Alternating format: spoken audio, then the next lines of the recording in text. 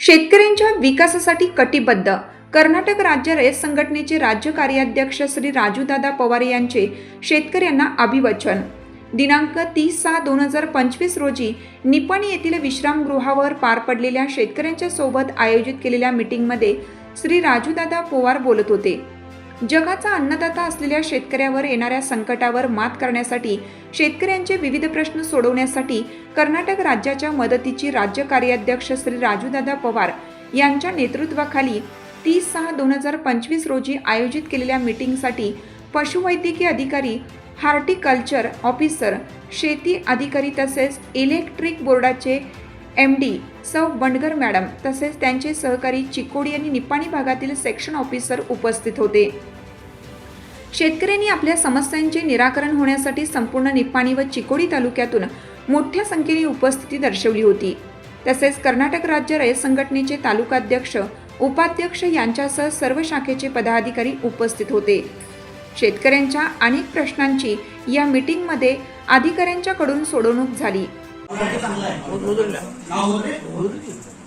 आजशीतमा साखर कारखाना वाचवा, मनमानी कारभाराला लगाम घालण्याची गरज. भगवान नाही तर दुसरा कोणाचा फोन घेणं मध्येच बंद पडायला नको. आजशीतमा साखर कारखाना वाचवा, मनमानी कारभाराला लगाम घालण्याची गरज.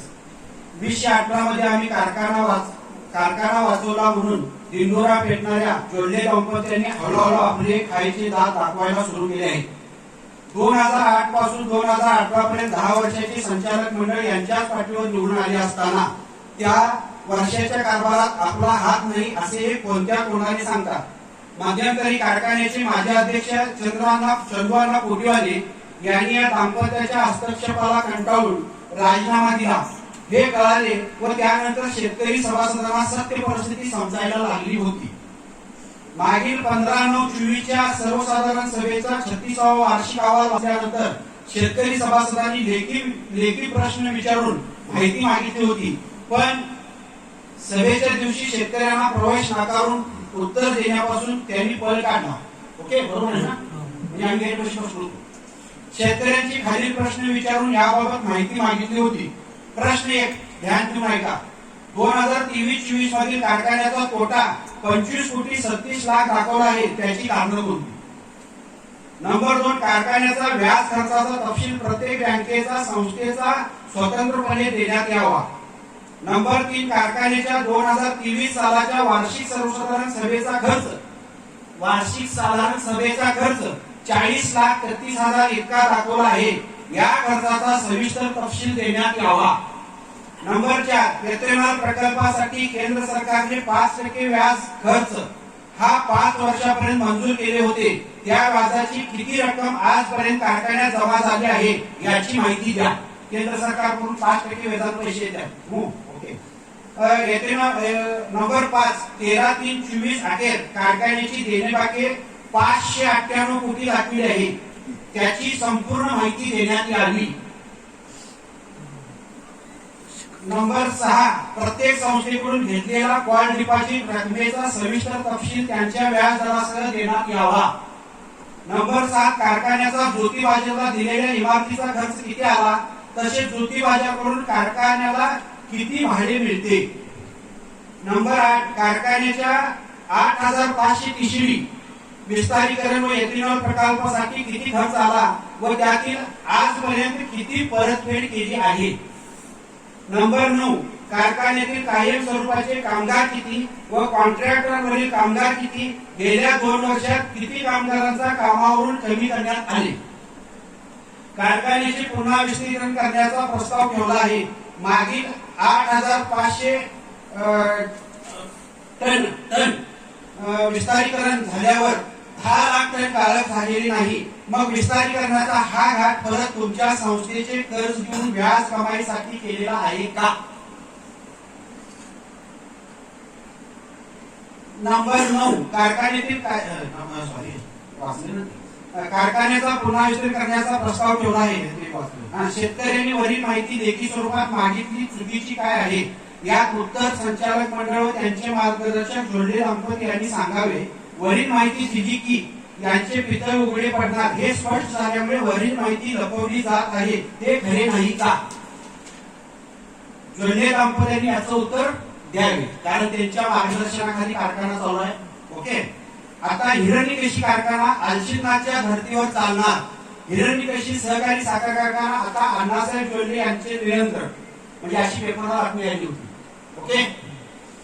श्री आलशिनाथ साखर कारखाना कोणत्या धर्तीवर चालवला आहे, कारखान्यावर कोणते नियंत्रण आहे व त्यासाठी संचालक मंडळाने कोणत्या ठरावाने जोडलेला सर्वाधिकार देऊन त्यांचे नियंत्रण स्वीकारले आहे हे संचालक मंडळाने जाहीर करायला पाहिजे.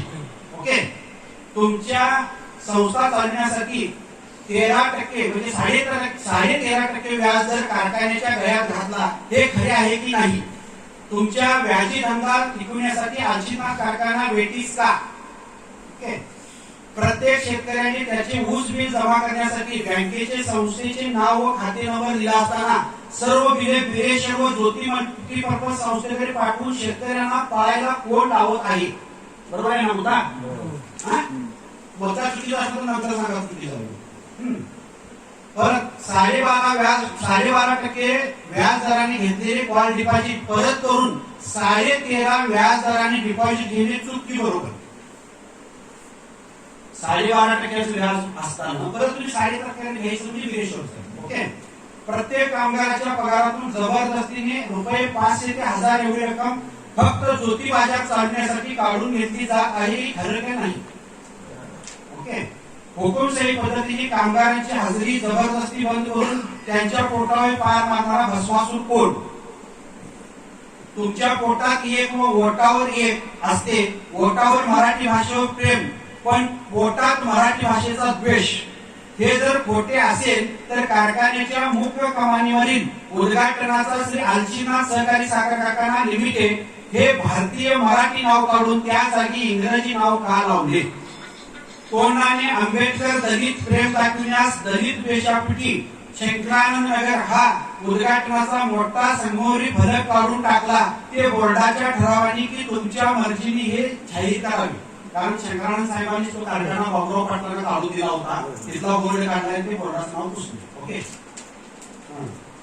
वार्षिक सर्वसाधारण सभेमध्ये कारखान्याची माहिती व कामगारांची माहिती कमी व तुमचाच उदो जास्त, कारण जनरल मीटिंग मध्ये गेलेलं बघितलंय तुम्ही, फॅक्टरीपेक्षा स्वतःच दाखविले जास्त पेक्षा. ओके. कारखान्याच्या स्थापनेपर्यंत आजपर्यंत आलशिनाथ कारखाना अहवालात मांसाहार वर्ज होते, कारण आलशिनाथ देवाला मांसाहार चालत नाही. ओके. वर्ज होते, पण कृषी प्रदर्शनात श्री आलशिनाथाला मान्य नसलेला मांसाहाराचे स्टॉल ही आलशिनाथला कौल लावून ठेवला होता काय? बरोबर आहे ना? तुमच्या मनमानी निर्णयामुळे कारखान्याची बँक संस्थेची देणेबाकी रुपये 900 कोटीच्या वर गेली आहे, हे खरं आहे का खोटं आहे? वरील सर्व विषयात तुमचा हात व हस्तक्षेप उघड दिसत आहे. तुमच्या मार्गदर्शनाखाली निर्णय घेण्यात आला आहे, हे सांगितल्याशिवाय कारखान्याची कोणतीही बातमी दैनिकात प्रसिद्ध होत नाही. बरोबर आहे काय पत्रकार साहेब? नाही बरोबर आहे का? तुम्ही व कारखान्याने याबाबत योग्य ती माहिती दिली नाही तर आम्हाला इतर लोकशाही कायदेशीर मार्गाचा अवलंब करावा लागेल व त्यातून कारखान्याची होणारी बदनामी तसेच निर्माण होणाऱ्या प्रत्येक परिस्थितीला तुम्ही जबाबदार असणार आहात याची नोंद घ्यावी. आता देऊन निकाऱ्याचा लढा शेतकऱ्याच्या हितासाठी आपला आलशिनाथ कारखाना वाचवण्यासाठी माननीय राजू पवार, कर्नाटक राज्य रहित संघटना. ओके. तुम्हाला शंका हे प्रश्न मी काय कुठलं लिहून आणले नाही, अहवाल वाचा, अहवाल मधले सगळे प्रश्न. ओके. अजून तुम्हाला पुरावा देतो. आलशिनाथ सहकारी साखर कारखान्याची वार्षिक सभेचं जाहिरात आली होती पेपरची.